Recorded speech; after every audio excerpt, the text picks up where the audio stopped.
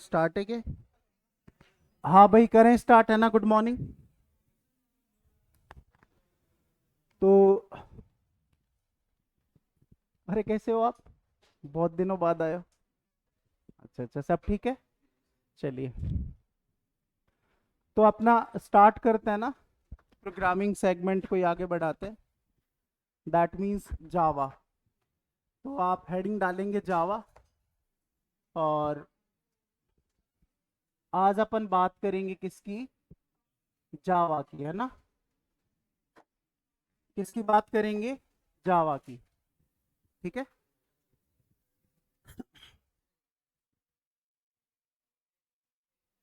बातें नहीं प्लीज, है ना?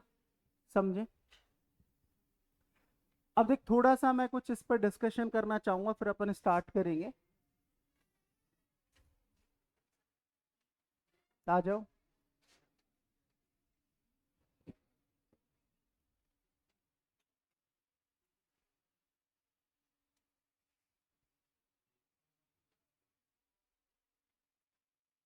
अब देखो, जावा को लेके ना थोड़ा सा हमें एक फोबिया होता है कि यार ये समझ में आएगी नहीं आएगी, है ना? और बेसिकली जब हम कॉलेज से निकलते हैं, कॉलेज में पढ़ रहे होते हैं, तो सी भी समझ में नहीं आती। तो जावा तो हमें और भी टफ लगती है। लेकिन हमें एक लैंग्वेज समझ में आ जाती है जिसका नाम है पाइथन। और उसका समझने का कारण भी उसकी जनरेशन है।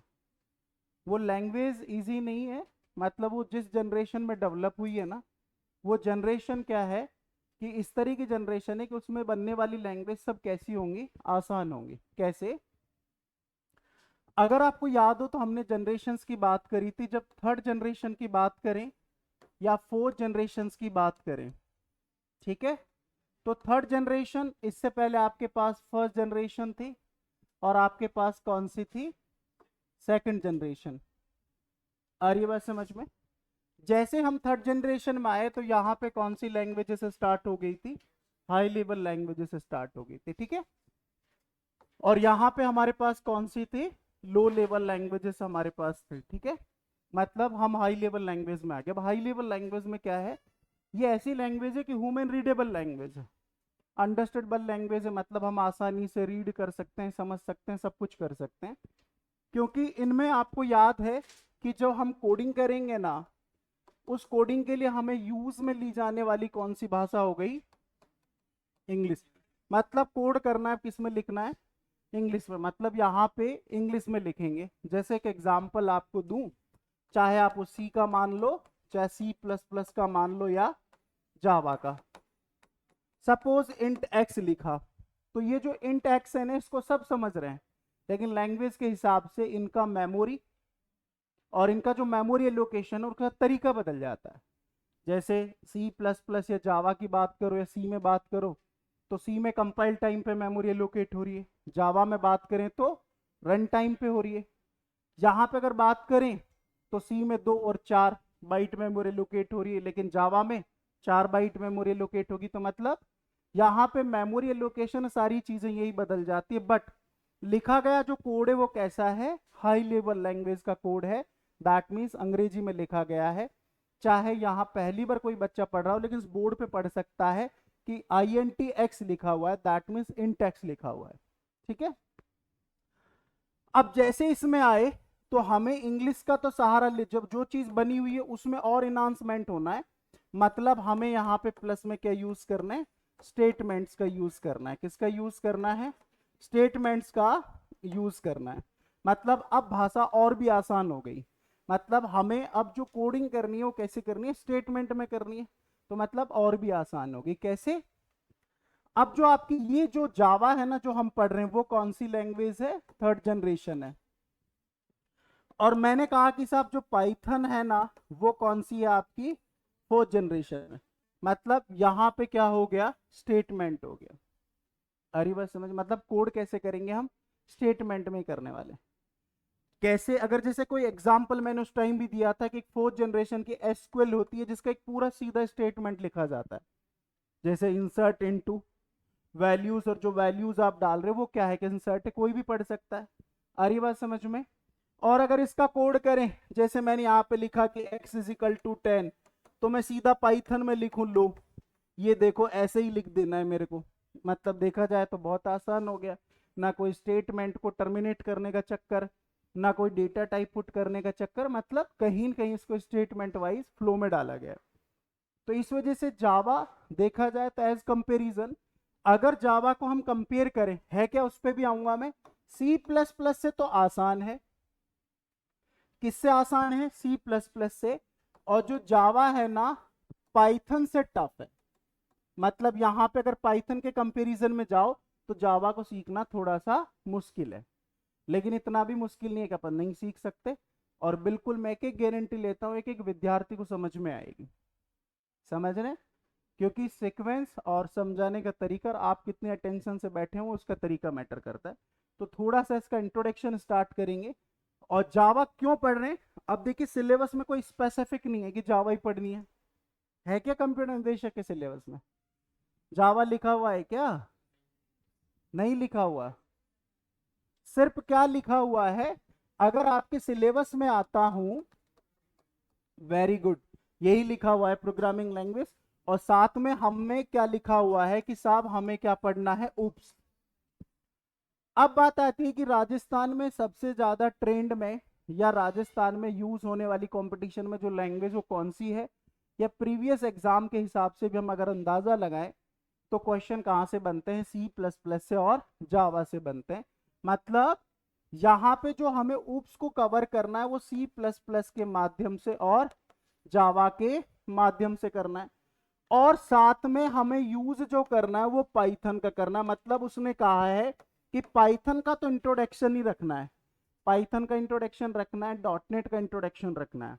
आपको ये कंप्लीट नहीं पढ़नी। अब डॉट नेट के अंदर जो उसका माइक्रोसॉफ्ट का जो फ्रेमवर्क है उसके अंदर 60 प्लस लैंग्वेजेस है, क्या वो सारी थोड़ी ना पढ़ेंगे? और उसकी जो मेन ट्रेंडिंग लैंग्वेज वो सी शार्प है, वीबी हो गई, ये थोड़ी ना पढ़ने वाले हैं, और भी बहुत सारी हैं। उस पर तब बहुत सारी चीजें होती हैं। उसका हाइब्रिड प्लेटफॉर्म है, दैट मीन्स क्रॉस प्लेटफॉर्म भी हाइब्रिड भी है। मोबाइल एप्लीकेशन डेवलपमेंट कर लो आप, वेब एप्लीकेशंस कर लो आप, डेस्कटॉप कर लो, AIML जैसे भी आपको प्रोजेक्ट्स बनाने सब बना लो। लेकिन हमारे सिलेबस में क्या डाला गया? इंट्रोडक्शन डाला गया। अब अगर 2021 के पेपर की अगर अपन बात करें तो 2021 का पेपर तो सिर्फ एक वेरिएबल डिक्लेरेशन का क्वेश्चन आया था, कहां से? पाइथन से। पाइथन को हमें उप्स के साथ नहीं पढ़ना है। इसका जो मेन टॉपिक रहेंगे वो क्या रहेंगे? ऑपरेटर और डेटा टाइप। और इससे पहले जो इसके कुछ टोकन्स हैं वो हमें पढ़ने। अब टोकन्स में सारी चीजें कवर हो जाती हैं। दैट मीन्स वेरिएबल क्या होता है, मतलब आइडेंटिफायर हो गया, कांस्टेंट हो गया आपके, है ना, स्पेशल सिंबल जो हो गए, उसके बाद ऑपरेटर उसी में आ जाते हैं। तो ये सब क्या हो जाएंगे, वहां पे कवर हो जाएंगे। तो मतलब आपका जो लास्ट क्वेश्चन आया वो कहाँ से आया था? आपके वेरिएबल डिक्लेरेशन से आया था। सिर्फ ये पहचानना था कि साहब वेरिएबल डिक्लेरेशन इसमें कौन सा वैलिड है। और जो उप्स के जो क्वेश्चन आए थे वो कहाँ से आए थे? सी प्लस प्लस और जावा से। देखा जाए तो इसको इसको इसको पढ़ना है हमें 17 से 20 आवर्स के अंदर, ठीक है। और इसको हमें पढ़ना है 20 से 22 आवर्स के अंदर। मतलब कंपटीशन ओरिएंटेड पढ़ना होता है। समझ रहे हैं मेरी बात को? जैसे मैं बार बार कहता हूं, जब प्रोग्रामर की वैकेंसी थी, मैंने जब प्रोग्रामर की वैकेंसी, तो वहां पे देखिए अगर अपन बात करें तो 134 आवर्स प्लस चला गया था। मतलब इतने लेक्चर थे, इतना मिनिमम बता रहा हूँ, ज्यादा ही होगा, लगभग 150 के आसपास। तो वहां पे हमने डिटेल से पढ़ा। यहाँ डिटेल से नहीं जाना, हमें कैसे पढ़ना है कि हमारे कंप्यूटर निर्देशक या सीनियर में कैसा क्वेश्चन पूछा जाएगा। और सीनियर का पेपर तो इतना आसान आया कि पूछा गया कि जावा में कितने कंस्ट्रक्टर होते हैं। जावा में मतलब नंबर ही पूछ लिया कि साहब कितने कंस्ट्रक्टर होते हैं। तो मतलब नंबर पूछ लिया। देखो जूनियर का जब भी कैसा था कि इसमें कौन सी दो स्टेटमेंट दी गई थी कि साहब इसमें जो स्ट्रिंग है वो कौन सी वैलिड है। मतलब पहला स्टेटमेंट, दूसरा एब्स्ट्रैक्शन को लेके क्वेश्चन आया था, इंटरफेस को लेके क्वेश्चन आया था। मतलब सारे क्वेश्चन कैसे थे? जावा के, but base on oops concept. तो मतलब मेरा कहने का मतलब है यहाँ पे प्रोग्रामेटिकल चीजों पे ज्यादा फोकस नहीं करके हमें ऊप्स के जो कॉन्सेप्ट है उनके कॉन्सेप्ट और थ्योरी पे फोकस करना है। क्योंकि प्रोग्रामेटिकल देने के लिए उसके पास एक काफी बड़ी लैंग्वेज है, दैट इज कॉल्ड सी। उसमें ही आपको काफी प्रोग्राम देके उलझा सकता है। ठीक है, तो स्टार्ट कहाँ से करते हैं? इसके इंट्रोडक्शन से, जो बहुत बेसिक्स है, सबको पता है। तो यहाँ पे स्टार्ट करेंगे, हेडिंग डालेंगे यहाँ पे इंट्रोडक्शन टू जावा। चलिए जावा का इंट्रोडक्शन स्टार्ट करते हैं। चलिए इसकी हिस्ट्री पे आ जाते हैं। देखिए अगर जावा की हिस्ट्री स्टार्ट करें तो इसके बनाने का, इसका पर्पस अगर अपन बात करें तो देखिए एक, अब देखिए पहले क्या होता था कि कोई भी प्रोडक्शन होता था किसी कंपनी या ऑर्गेनाइजेशन में होता था, इंडिविजुअल तो ऐसा कहीं हुआ ही नहीं है, ठीक है। तो इसका भी अगर बात करें तो यहाँ पे सन माइक्रो सिस्टम्स कंपनी थी जिसमें इसका अनाउंसमेंट हुआ, मतलब 1991 में स्टार्ट हुआ। काफी जगह 90 भी लिखा हुआ है, ठीक है, बट अगर इसकी रेफरेंसेस बुक जाएं तो वहां पे 1991 बताया हुआ है कि वहां पे जो सन माइक्रो सिस्टम है उसकी कंपनी में एक प्रोजेक्ट स्टार्ट करा गया। और जब ये प्रोजेक्ट स्टार्ट किया गया तो एक टीम क्रिएट करी गई और उसके जो टीम का नाम था उसका नाम था ग्रीन टीम, ठीक है। और उसके जो टीम लीडर का नाम था वो था जेम्स गॉसलिन। आ रही बात समझ में? तो उन्होंने जब स्टार्ट किया तो पहली बार जब इसको इंट्रोड्यूस किया पहले नाम से तो उसका जो फर्स्ट नाम आया था वो ग्रीन टॉक आया था।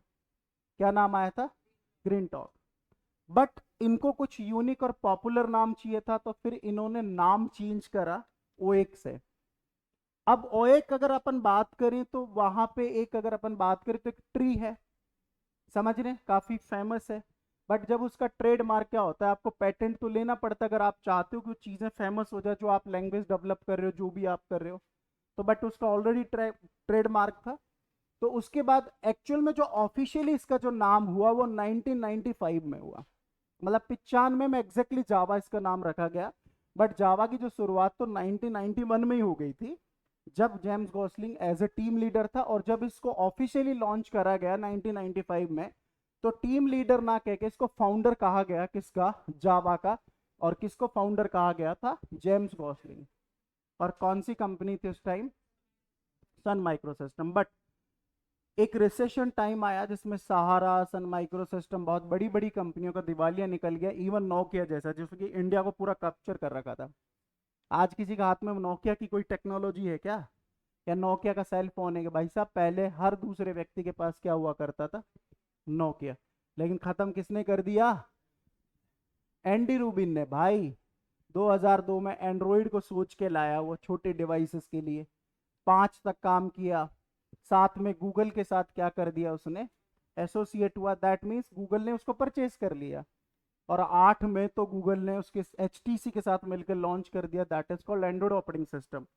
और आज एंड्रॉइड ऑपरेटिंग सिस्टम की पावर आप देख सकते हो। आ रही है बात समझ में? तो कहने का मतलब है कि अगर आप अपने आप को अपडेट नहीं करोगे समय के साथ तो आप मार्केट से खत्म हो जाओगे। तो वही चीज दिवालिया निकला। तो ऐसे ही इस सन माइक्रो सिस्टम कंपनी का भी दिवालिया हुआ। तो इसके पास सबसे महंगी जो चीज थी ना, जो कॉस्टली कहते हैं ना, कि सबसे जो जो इसको बचा सकती थी या सर्वाइवल के लिए जो पैसे चाहिए थे, तो उसने अपना प्रोडक्ट बेच डाला, किसको? ओरेकल को। तो आज ये ओरेकल का सबसे पावर और दमदार पूरी कंपनी अगर मैं कहूँ ना ओरेकल की, तो किसके प्रोडक्ट पे चलती है? सन माइक्रो सिस्टम के प्रोडक्ट पे चलती है। जो कभी उसने गलती से किसी को दे दिया, ओरेकल को दे दिया। और अब इसके हर साल वर्जन आते हैं नए। जैसे अगर मैं बात करूं तो इसका 23 वर्जन चल रहा है, लेकिन अभी रिसेंटली 18 और 20 मार्च के बीच में ओरेकल की ऑफिशियली वेबसाइट पे जाओगे तो वहां पे जो डेवलपर्स की एक टीम होती है या जो उसकी लॉन्चिंग टीम होती है, उस पर बड़े बड़े अक्षरों में लिखा भी हुआ है कि इसका लेटेस्ट जो वर्जन आएगा 24 आएगा जेडी के, और वो 18 से 20 मार्च के इस दिन हम इसको लॉन्च कर देंगे इस 2025 के अंदर। और इसका जो पहला वर्जन स्टार्ट हुआ था वो 23 ऑफ जैन तो 1996 को जेडी के 1.0। अब देखिए इसके बहुत सारे वर्जन आए, दैट इज कॉल्ड, मैं कह रहा हूं कि अभी 23 चल रहा है, 24 आपके सामने आएगा। मतलब हम तो 24 ही लिखेंगे, मार्च में ही है। 18-20 मार्च तो हमारी हो ही जाएगी जब तक अपन इसको कंप्लीट करेंगे। तो कहने का मतलब है इसके हर साल आप देखो 6 महीने साल बाद। अब सर ये फिक्स नहीं है कि साल में एक ही वर्जन आए या साल में 2 वर्जन आए, कभी कभी साल में 2 वर्जन भी आए। आ रही बात समझ में? अब वर्जन करता क्या है? एक है एडिशन, एक है वर्जन। इन चीजों के बारे में आपको डिफरेंशिएट पता है? एडिशन और वर्जन किसे कहते हैं? जैसे आप ऐसे समझो कि एक टाटा कंपनी है, वो गाड़ियां बना रही है, आ रही बात समझ में? तो एक अगर मैं कार का ही एग्जांपल दूं, तो उसके पास हैरियर भी है, सफारी भी है, समझ रहे हैं आप मेरी बात को, नेक्सॉन भी है, तो वो उसके एडिशंस हैं। अब देखिए इनके पास क्या होता है कि हर साल इनके क्या करते हैं, उन गाड़ियों में अपडेशन करते हैं, मतलब जिसको कहते हैं फेस लिफ्ट। जैसे हैरियर फेस लिफ्ट 2025 आ रहा है, हैरियर या आपका फेस लिफ्ट 2024, या सफारी फेस लिफ्ट आपका 2025। तो कहने का मतलब ये वर्जन्स हैं, मतलब जो अभी 2024 में जो गाड़ी कस्टमर चला रहा है, उसको थोड़ा हमने अपडेट करके कब देंगे, 25 में। भी रूल हो गया मार्केट का कि हर साल हर चीज अपडेट होके ही कस्टमर के पास जाएगी। पहले ऐसे नहीं था, पहले अगर 800 गाड़ी थी ना, तो 10 साल पहले जिसने ली उसको भी वही फील आ रही थी, और जो 10 साल बाद ले रहा है उसको भी वही फील आ रही है। अब हर साल क्या होते हैं, उनके वर्जन्स चेंज होते हैं। तो वैसे ही जावा अपने, अब वर्जन्स का मतलब क्या हो गया कि उस पर्टिकुलर प्रोडक्ट के अंदर कुछ चेंज हो गया। अब चेंज क्या हो गया, सपोज कोई इंटरफेस है, मतलब इंटरफेस दैट मीन्स एक ऊप्स का कॉन्सेप्ट होता है एब्स्ट्रैक्शन, जिसके अंदर इंटरफेस आता है। इंटरफेस कोई ऊप्स का कॉन्सेप्ट नहीं है, एब्स्ट्रैक्शन है, उसका पार्ट है। तो अब एब्स्ट्रैक्शन के अंदर कोई चेंज आया, मतलब वहां उसकी टीम ने सोचा कि यार मेरे को क्या करना है, इसमें कुछ नया, कुछ ऐसा इनांसमेंट हो सकता है, तो चेंज आया, दैट मीन्स वर्जन आ गया। थोड़ा सा भी चेंज, जैसे आपके मोबाइल्स के अंदर जो ऑपरेटिंग सिस्टम है, चाहे आपके पास एप्पल का हो, चाहे आपके पास सैमसंग का हो, किसी का भी हो, कंपनियां कहती हैं कि हमारे मोबाइल्स में अपडेट अलाउ है, दैट मीन्स आपके नए वर्जन उसमें इंसर्ट हो सकते हैं। तो वैसे ही हमारी जावा भी क्या हो रही है, उसके नए नए वर्जन आते हैं, दैट मीन्स वो क्या होती है, अपडेट होती है। वर्जन अपडेट को कहते हैं। आ रही बात समझ में? तो ये छोटी सी दो चार लाइनें लिख लेते हैं, बाकी मैंने आपको पूरी कहानी बताई दी। ठीक है, तो लिखेंगे, यहां पे मैं लिख रहा हूं जावा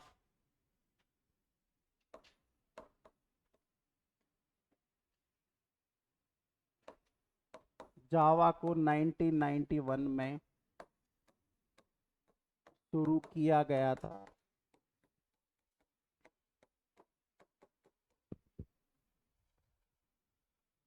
नेक्स्ट लिखेंगे जावा को सन माइक्रो सिस्टम्स कंपनी की एक टीम, जिसका नाम ग्रीन टीम था,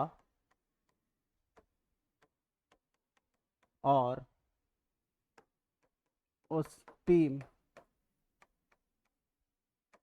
लीडर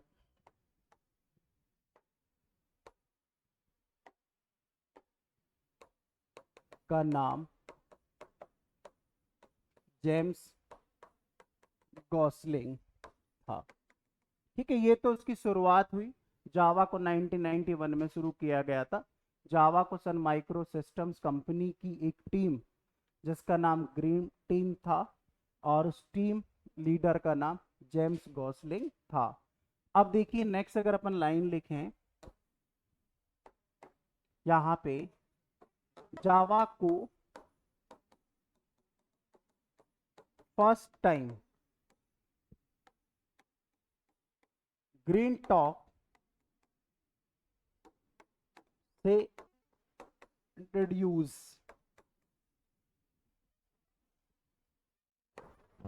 किया गया था। मतलब जावा को जो पहली बार जो नाम दिया गया था ना, वो क्या नाम दिया गया था, ग्रीन टॉक दिया गया था। ठीक है, और अब ये छोटी मोटी बातें नहीं लिखेंगे कि वो पॉपुलर नहीं था, उसके बाद अपन ग्रीन टॉक को रीनेम कर दिया गया, फिर लिखेंगे ग्रीन टॉक को रीनेम कर न्यू नेम, न्यू नेम ओएक रखा गया था। नेक्स्ट अगर अपन बात करें, अगेन और एक नेम को रीनेम कर फाइनली जावा रखा गया सन 1995 में। ये तो इसकी छोटी सी हिस्ट्री है। अब एक शॉर्टकट में और लिखेंगे, जो मैंने बोली आपको लिखा दी, ग्रीन टॉक को रीनेम कर न्यू नेम ओएक रखा गया, और अगेन ओएक नेम को रीनेम कर फाइनली जावा रखा गया कब? 1995 में। अब बात आती है कि आज के जमाने में हमसे कैसे क्वेश्चन पूछेंगे। साहब फाउंडर का नाम बताओ, तो जेम्स गॉसलिंग। साहब कंपनी का नाम बताओ, तो ओरेकल। लेटेस्ट वर्जन का नाम बताओ, तो साहब 24। इनमें नहीं जाना है, ये तो आपकी मेमोरी क्रिएट कर रहा हूं कि जिस चीज को अपन शुरू कर रहे हैं तो कहां से शुरू हुई है, ठीक है ना। बाकी अपन को इन चीजों में नहीं जाना है, कंपटीशन यहां से स्टार्ट नहीं होता है। इतनी बात हो गई, ठीक है ना। आगे बात समझ में, ठीक है। अब देखिए अगर अपन बात करें, यहां पे कंपनी नेम लिख लीजिए, अब यहां पे और करके ऐसे बीच में, तो कंपनी नेम तो आएगा सर यहां पे आपका सन माइक्रो सिस्टम। सही है, ध्यान देना, सन माइक्रो सिस्टम से, ना कि सिस्टम कंपनी का नाम, पूरा नाम सन माइक्रो सिस्टम से, ठीक है। देन यहां पे फाउंडर नेम आएगा जेम्स गॉसलिंग, ठीक है। और ईयर जो आएगा वो 1995 आएगा, ठीक है। और उसके बाद ध्यान रखना फर्स्ट वर्जन ऑफ जावा। पता है फर्स्ट वर्जन ऑफ जावा क्या था? उसका जो नाम था ना, वो तो था सर जेडीके 1.0, और जो ईयर था ना 23 ऑफ जैन 1996 को, मतलब इसके पहले वर्जन का भी स्टार्ट हो गए थे 1996 में। और इसका जो लेटेस्ट वर्जन है,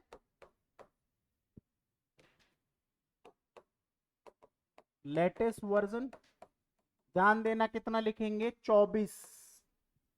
कब हो रहा है? 18 से 20 मार्च में होगा 2025। आप जब नोट्स पढ़ेंगे दोबारा आप पढ़ेंगे और जब आप एग्जाम देंगे तो तब भी इसका वर्जन बदल चुका होगा, समझ रहे हैं। तो इस वजह से इसका लेटेस्ट वर्जन 24 है। इसको क्या बोलते हैं, इसको पता है? इसको ऐसे बोलते हैं जेडीके 24, ऐसे बोलते हैं। जावा डेवलपमेंट किट ये लिखाऊंगा सब, क्योंकि जेडीके अपने आप में एक बहुत बड़ा नाम है, आएंगे इस चीज पे भी हम।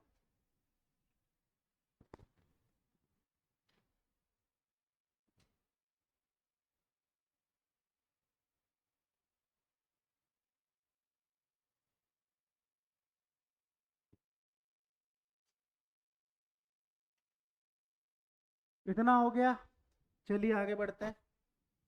चेंज करूं, ठीक है मैं ऊपर कर रहा हूं। अब देखिए अगर अपन बात करें प्रेजेंट कंपनी नेम, तो यहां पे प्रेजेंट कंपनी नेम जो आएगा वो भैया आज की डेट में बहुत पावरफुल है, हर कोई उस पर जाना चाहता है।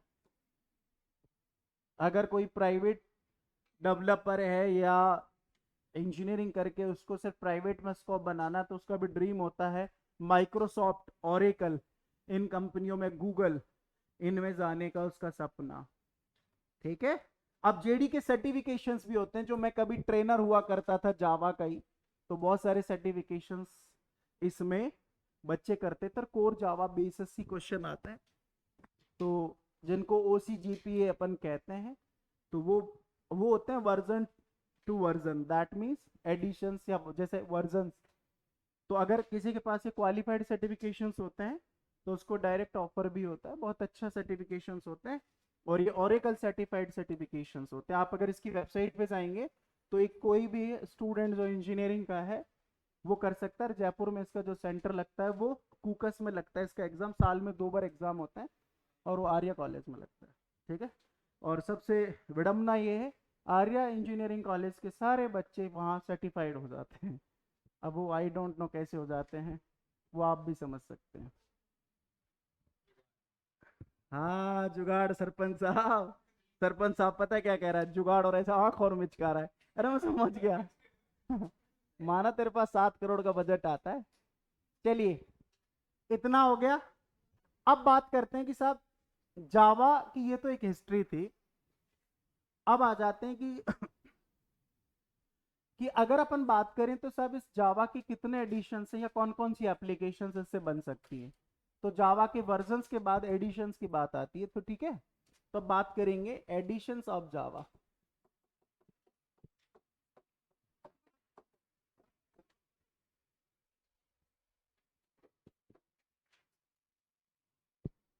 ठीक है। तो देखिए यहाँ पे एडिशंस की अगर हम बात करें तो हमारे पास J2 ऐसी एडिशंस होता है। ठीक है। और एक हमारे पास होता है J2 डबल ई एडिशंस होता है।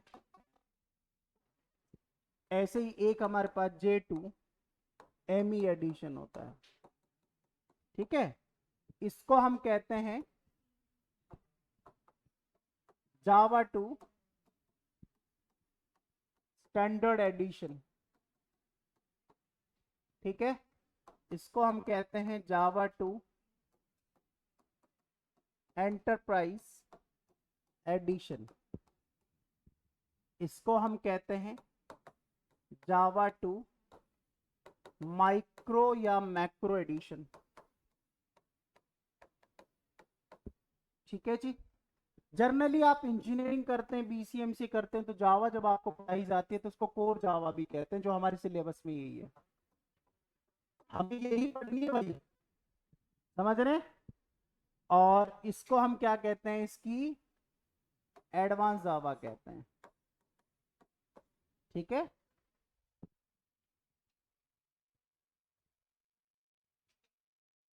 क्या कह रहे हो?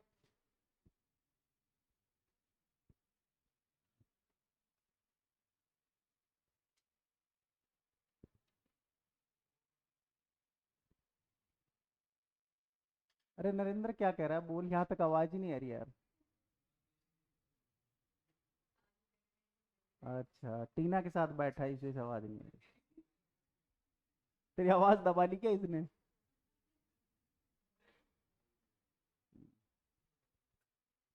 चलिए, अब देखें, आगे बढ़े। चले, अब देखो, अब आ जाते कौन कौन सी एप्लीकेशंस हैं।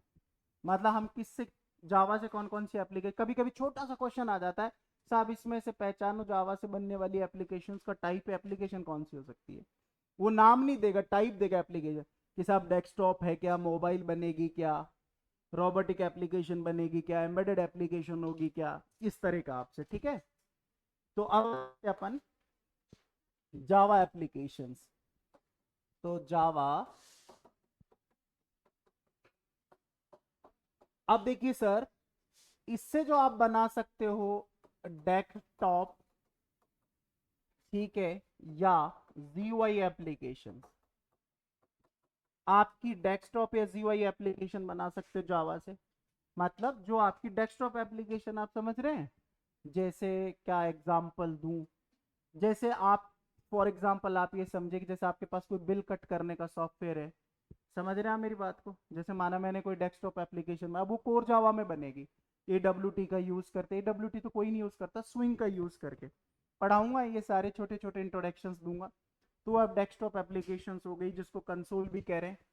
आप यहाँ पे वेब एप्लीकेशन भी बना सकते हो, मतलब आप वेबसाइट बना सकते हो, वेब एप्लीकेशन हो गई। दैट मीन्स आप क्या बना सकते हो, वेबसाइट। वेबसाइट हमेशा बनेगी एडवांस जावा में, और वेबसाइट के लिए हम यूज करते हैं या तो सर्वलेट या जेएसपी, और सर इनके फ्रेमवर्क, अब ये भी ज्ञान मैं बाद में दूंगा, आज ही थोड़ी ना लेंगे, समझ रहे हैं। इनके फ्रेमवर्कों का आगे उठा लीजिए। फिर अगर अपन बात करें हमारे पास मोबाइल एप्लीकेशन बनती हैं। क्या बनती हैं सर? अब मजे की बात बताऊं, सर्वलेट है वो ऊपर, SERVLET, servlet.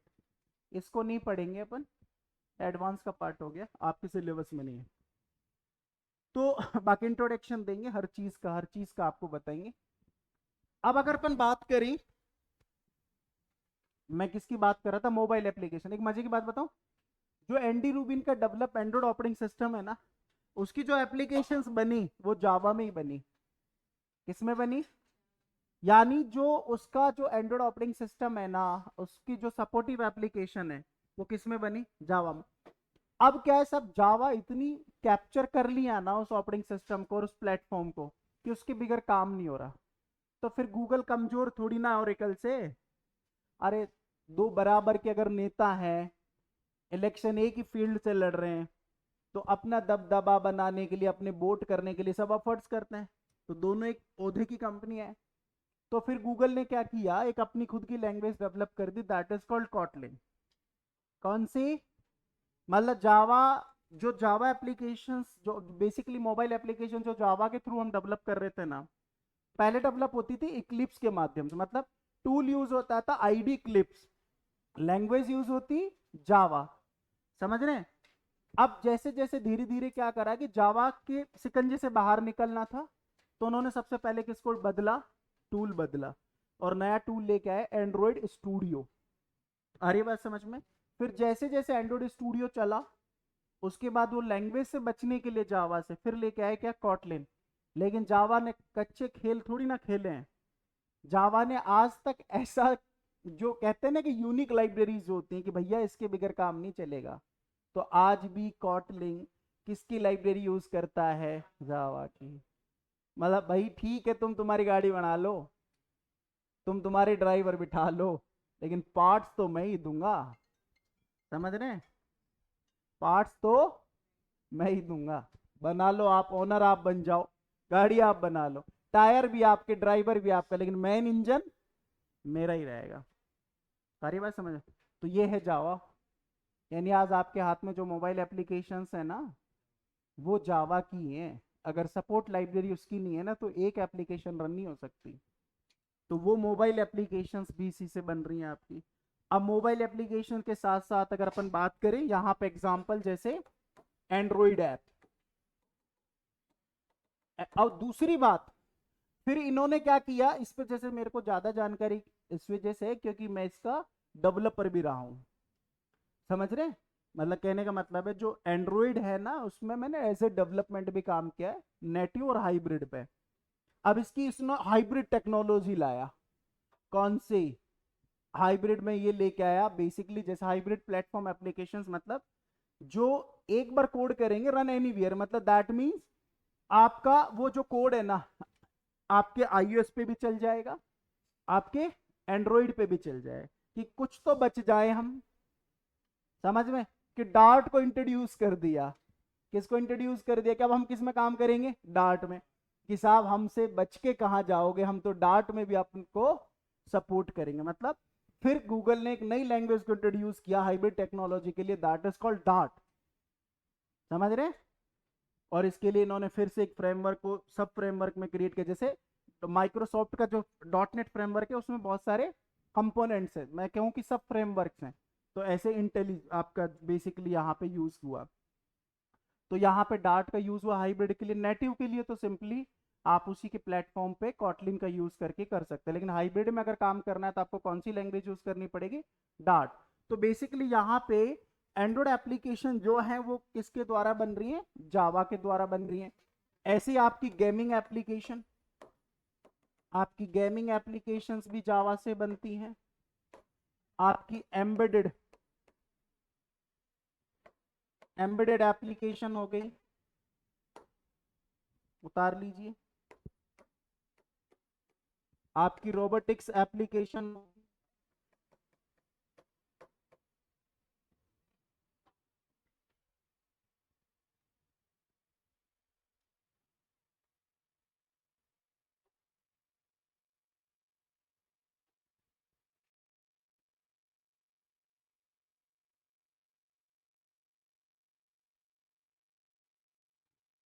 And dot dot so many, बहुत सारी एप्लीकेशंस यहाँ पे इसके थ्रू अपन बना सकते हैं। ऐसा कोई फील्ड नहीं है या ऐसी कोई इंडस्ट्री नहीं है जिसमें जावा सपोर्ट नहीं करती है।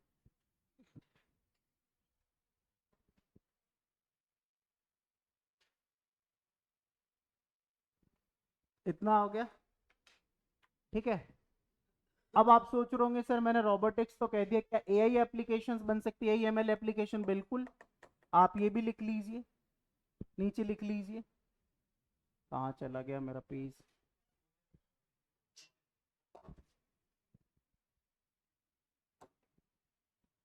जावा क्या नहीं कर सकती? तो यहाँ पे एआई एंड एमएल एप्लीकेशंस, जरूरी थोड़ी है पाइथन से होगा। और भी बहुत सारी फील्ड है, जैसे जहाँ पाइथन काम कर रही है वहाँ पे जावा भी कर रही है। जैसे आपने ऑटोमेशन का नाम सुना है, क्यूए प्रोफाइल पे मैनुअल टेस्टिंग और ऑटोमेशन टेस्टिंग, है क्या कोई इंडस्ट्री की थोड़ी बहुत नॉलेज रखता है? आप रखते हो? क्या किया हुआ है? कहाँ से? ग्वालियर से किया है, ठीक है, वेरी गुड। तो क्यूए प्रोफाइल होती है क्वालिटी एनालिस्ट, हमारे मोगा जी डेवलप कर रहे हैं उसके। मोगा जी फुल स्टैक पे करे हुए हैं, मोगा जी क्यूए पे भी करे हैं। इस वजह से मोगा जी सबसे शानदार, जो जैसे प्रोग्रामर में सैड पढ़ाया, किसी ने नहीं पढ़ा पाया, एसपीएम पढ़ा रहे हैं, कोई नहीं पढ़ा पाता, क्योंकि उसमें सारा नॉलेज किसका होता है? आपके सॉफ्टवेयर इंजीनियरिंग का होता है। उसको किसको प्रैक्टिकली नॉलेज होती है? जो क्यूए प्रोफाइल पे होता है, जो मैनुअली और ऑटोमेशन। अब ऑटोमेशन पे जब अपन काम करते हैं ना, तो सिलेनियम फ्रेमवर्क का यूज करते हैं। तो इंडस्ट्रियल फ्रेमवर्क है, आपको मैं समझा रहा हूँ। तो उसमें जावा से भी आप ऑटोमेशन टेस्टिंग कर सकते हैं और आप पाइथन से भी कर सकते हैं, ठीक है ना। तो जरूरी नहीं है कि भाई जहां पाइथन ही काम करे वहां जावा नहीं करेगी। आप समझ लीजिए, जावा को पता है क्या कहते हैं? फादर। और मदर किसको कहते हैं पता है? सी को। तो भैया, माता पिता जो है ना, संतान अब उन्हीं की है, आप समझो आप। क्योंकि जितने भी प्रिंसिपल हैं वो कहाँ से सीखे हैं? सी से। और अगर उप्स के कॉन्सेप्ट को कोई सीखा है ना, तो वो कहाँ से सीखा है? जावा से सीखा है। तो इसकी पकड़ बहुत मजबूत है। दूसरा, जो जावा में अगर कैरियर बनाता है, हालांकि एलएनसी कंपनीज में इतना कैरियर नहीं है। एलएनसी मतलब कंपनियां तीन टाइप की है हमारे पास, एलएनसी, एमएनसी और डब्ल्यूएनसी। एमएनसी डब्ल्यूएनसी में तो इतना अच्छा कैरियर है कि आपको पीछे मुड़ के आवश्यकता नहीं है। आ रही है बात समझ में? काफी अच्छा खासा पैकेज होता है, बट आपको नॉलेज होनी चाहिए, ठीक है। तो चलिए, तो ये इसकी एप्लीकेशंस हो गई। अब आ जाते हैं कि साहब जावा के फीचर्स क्या क्या हैं, जो जहां से क्वेश्चन स्टार्ट हो जाते हैं। तो यहां पे हम बात करेंगे जावा फीचर्स की।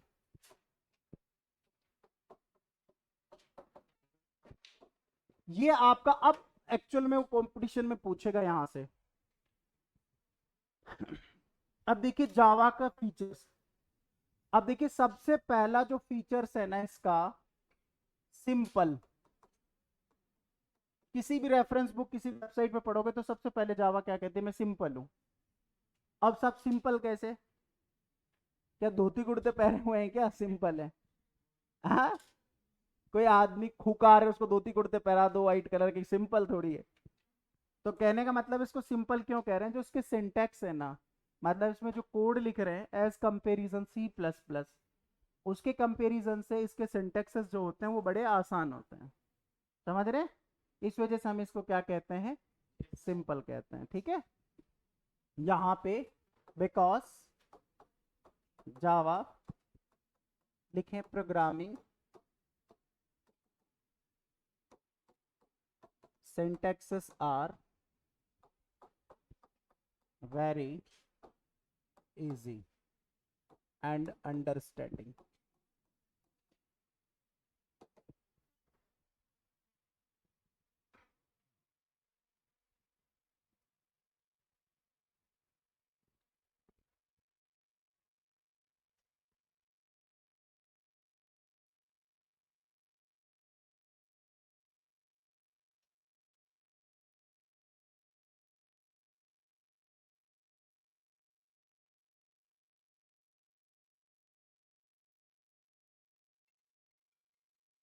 अरे भाई ये बंद कर ले।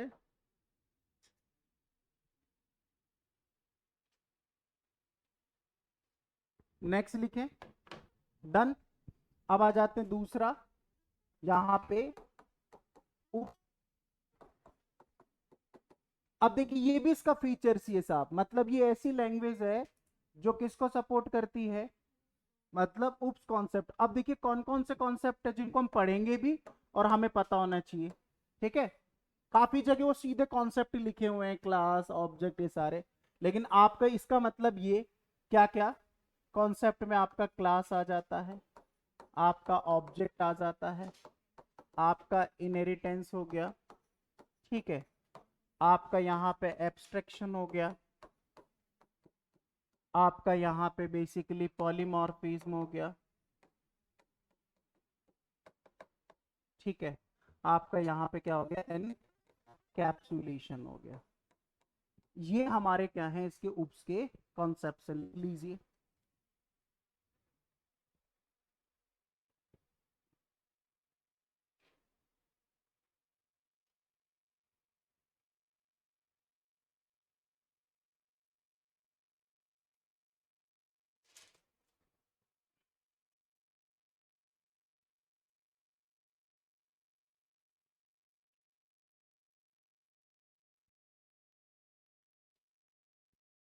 आगे बढ़े, नेक्स्ट साहब ये प्लेटफॉर्म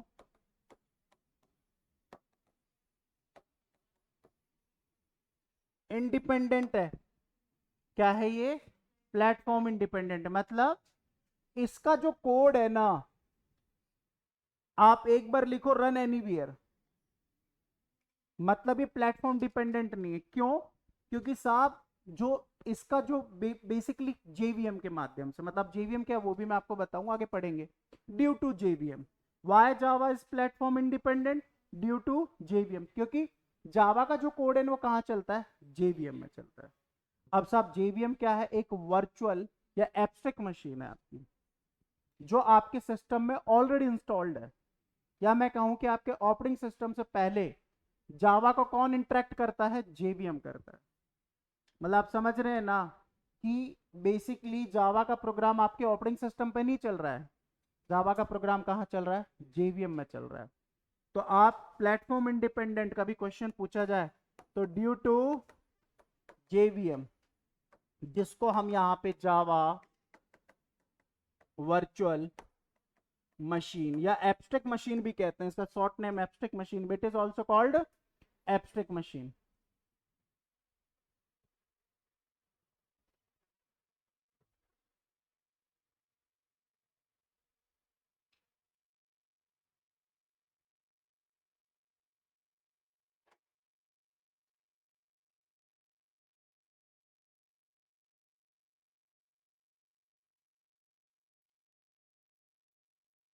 नेक्स्ट, अगर आपकी बात करें तो जावा क्या है, पोर्टेबल है। अब सब पोर्टेबल का मतलब आपका जो जावा का कोड है वो किस में कन्वर्ट होता है, बाइट कोड में, और बाइट कोड कहां पे रन होता है, anywhere, because byte code run anywhere. समझ रहे हैं आप मेरी बात को, because Java source code convert into byte code and byte code run anywhere।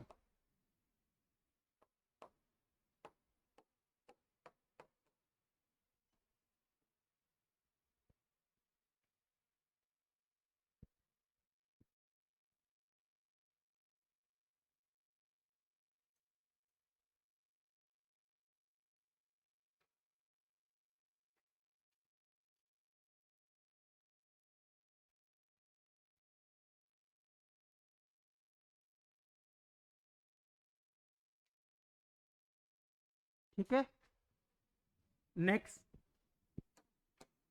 Next features की बात करें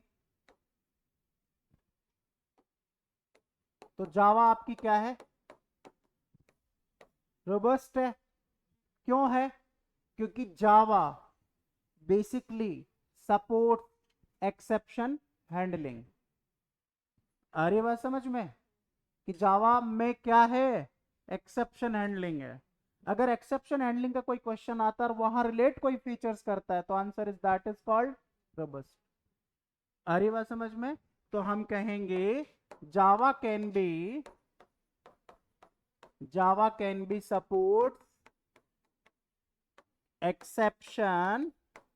अब ये है क्या, पढ़ेंगे हम सारी चीजें हैंडलिंग। आप तो ये समझो कि जावा का जो सॉफ्टवेयर या जावा का प्रोग्राम है कभी बंद नहीं होता, समझ रहे हैं? उसे हैंडल किया जाता है, चाहे उसके अंदर किसी भी टाइप की क्या हो, एक्सेप्शंस हो, मतलब त्रुटि हो, प्रॉब्लम हो, एरर हो, अपवाद हो, जावा को बचाया जा सकता है, जावा की एप्लीकेशंस को सेफ रखा जाता है। आ रही बात समझ में? जैसे फॉर एग्जांपल अगर जावा से बना हुआ एक कैलकुलेटर है, एक सी से बना हुआ कैलकुलेटर है, और डिवाइडेड बाय जीरो करते हैं तो सी का प्रोग्राम टर्मिनेट हो जाएगा, लेकिन जावा का नहीं होगा। अगर आपने कौन सा फीचर्स यूज कर रखा है, आ रही है बात समझ में? अगर आपने रोबस्ट फीचर यूज कर रखा है तो वो एप्लीकेशन बच जाएगी, क्योंकि आपके पास एक फैसिलिटी है कि जावा पे पास क्या है, एक्सेप्शन हैंडलिंग। ठीक है। ऐसे अगर नेक्स्ट फीचर्स की बात करें तो आपकी जावा क्या है, सिक्योर है। जावा क्यों है? क्योंकि जावा यहां पे ड्यू टू एक ही देंगे, due to byte code. Sir Java के पास एक ऐसा कोड बनता है ना, मतलब जावा का जो सोर्स कोड है वो किस में कन्वर्ट हो रहा है, बाइट कोड में। हालांकि मैं कंपाइलेशन सारी चीजें पढ़ाऊंगा, किस में कन्वर्ट हो रहा है, बाइट कोड में कन्वर्ट हो रहा है। अब जब बाइट कोड में कन्वर्ट हो रहा है ना, तो वो ह्यूमन रीडेबल कोड नहीं है, ये एक ऐसा यूनिक एल्गो बेस्ड कोड है ना, सिर्फ किसके समझ में आता है, जेवीएम के। किसके समझ में आता है, इसके अलावा किसी को समझ में नहीं आता। आ रही है बात समझ में? ना ही ये रिवर्स वापस से जावा सोर्स कोड में कन्वर्ट होगा, ना ही किसी और अदर फॉरवर्ड में होगा। अब ये सीधा जो होगा वो ऑब्जेक्ट कोड में कन्वर्ट होगा, लेकिन उसको कौन करेगा, ये सारा प्रोसेस जेवीएम में होगा। मैं सिखाऊंगा पूरा प्रोसेस कि बाइट कोड अगर लोड हो गया जेवीएम में, तो बाइट कोड लोड हो गया तो वो ऑब्जेक्ट कोड ही बन के निकलेगा, ऑब्जेक्ट दैट इज मींस 0101। और ये पूरा इंटरप्रेट होता है जिट के माध्यम से। अब एक जिट क्या होता है, जावा का जो जिट है ना बेसिकली, या मैं कहूं कि जेवीएम का एक छोटा सा पार्ट है, या मैं कहूं कि मिनी कंपाइलर है, जस्ट इन टाइम, जो इसको इंटरप्रेट कर रहा है। और इंटरप्रेट किस में कर रहा है, बाइट कोड को ऑब्जेक्ट कोड में कर रहा है, ये अपन समझेंगे आगे। तो इस वजह से हम कह रहे हैं कि साहब इतना सेफ है, सिक्योर है कि इसको आप बेसिकली इसको आप इंट्रैप नहीं कर सकते, क्रैप नहीं कर सकते, क्योंकि ये क्या है, एक बाइट कोड को एक्सेप्ट करता है। मतलब मैं कहूं कि बाइट कोड में कन्वर्ट हो जाती है। और बाइट कोड कहां जाके लोड होता है, मैंने अभी बताया, बाइट कोड लोड कहां होता है, जेवीएम में होता है। और इसी पूरे मैकेनिज्म पे आपका माइक्रोसॉफ्ट का जो डॉटनेट फ्रेमवर्क है ना, वो भी ऐसे ही काम करता है। मतलब उसने भी कहां से सीखा, यहीं से सीखा। उसके पास होता है CLR, ऐसे होता है CMSIL। उसके पास जो, जैसे यहाँ बाइट कोड बनता है ना माइक्रोसॉफ्ट में, बनता है MSIL। जैसे यहाँ ये है ना, वहां पे बनता है MSIL, माइक्रोसॉफ्ट इंटरमीडिएट लैंग्वेज। मतलब जैसे ये हमारा कोड बना है ना एक यूनिक, ऐसे उसका MSIL बनता है, माइक्रोसॉफ्ट इंटरमीडिएट लैंग्वेज। मतलब ये ऐसा कोड बन गया जिसको कोई नहीं समझेगा। अब ये कन्वर्ट होगा, समझ रहे हैं आप मेरी बात को? तो जैसे ये कन्वर्ट किस में होगा, ऑब्जेक्ट कोड में होगा। तो इस वजह से हम इसको क्या कहते हैं, बेसिकली क्या है हमारा, सिक्योर है। उतार लीजिए नेक्स्ट। कितना हो गया? नेक्स्ट अगर अपन बात करें यहां पे, नेक्स्ट फीचर से मेमोरी, मेमोरी मैनेजमेंट। अब देखिए साहब, जावा में जो मेमोरी मैनेजमेंट है वो कैसे होता है, C++ में मेमोरी को अगर ऑब्जेक्ट को मैनेज करना है तो डिस्ट्रक्टर चाहिए होता है, यहां पे गार्बेज कलेक्टर होता है। मतलब यहां पे कैसा होता है, मेमोरी मैनेजमेंट ऑटोमेटिक होता है, कब कौन मेमोरी में रहेगा, कब कौन मेमोरी से जाएगा। तो यहां मेमोरी मैनेजमेंट कैसा होता है, ऑटोमेटिक होता है, ड्यू टू गार्बेज कलेक्टर, जिसको अपन GC कहते हैं, गार्बेज आ रही बात समझ में?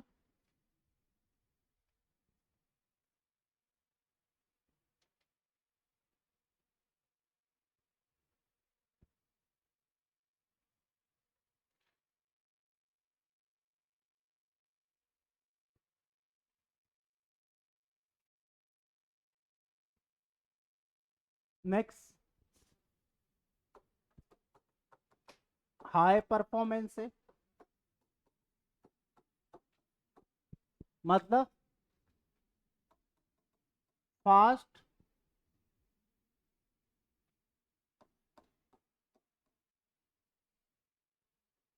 फास्ट जावा एप्लीकेशन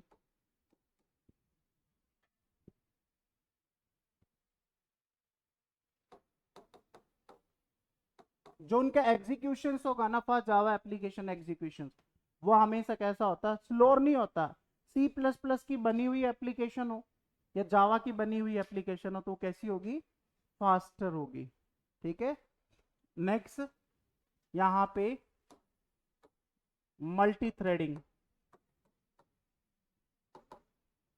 ठीक है, अब मल्टी थ्रेडिंग में जैसे आप अगर अपन प्रोसेस सब प्रोसेस की बात करें, मतलब यहां पे आप क्या कर सकते हो, बेसिकली एक ही प्रोसेस के अंदर आप क्या क्रिएट कर सकते हो, सब टास्क या सब प्रोसेस क्रिएट कर सकते हो। वो फैसिलिटी भी आपको कहां मिलती है, जावा में।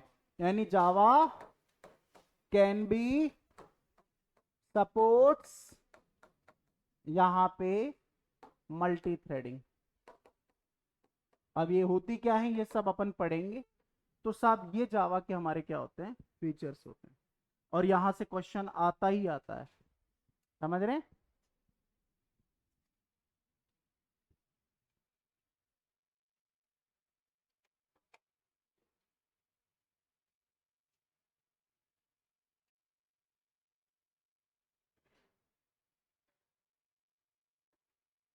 आ जाइए आप दिनेश जी, जब आप कुछ पूछना चाहते हैं, मोस्ट वेलकम। कमेंट मैंने बाद में देखा है। ठीक है, तो अपन कल नेक्स्ट इंपॉर्टेंट पार्ट पढ़ेंगे इसका, दैट इज कॉल्ड जेडीके, जहां से ऐसा कोई एग्जाम नहीं है जो जेडीके से क्वेश्चन नहीं पूछता। चाहे आपका सबसे बड़ा होने वाला इस साल का एग्जाम, मतलब पिछले साल का एग्जाम प्रोग्रामर, उसमें भी जेडीके का क्वेश्चन आया था। तो कल अपन जेडीके पढ़ेंगे जो कि काफी मोस्ट इंपॉर्टेंट है। ठीक है, सो आज के लिए इतना ही। धीरे धीरे पढ़ेंगे, 3-4 दिन, 3-3 घंटे, फिर बढ़ाएंगे धीरे। ठीक है, ओके, थैंक यू गाइस। और केडीएस सर की जो क्लास है वो जल्दी लगवा देंगे ना, थोड़ा उनका स्वास्थ्य सही नहीं है।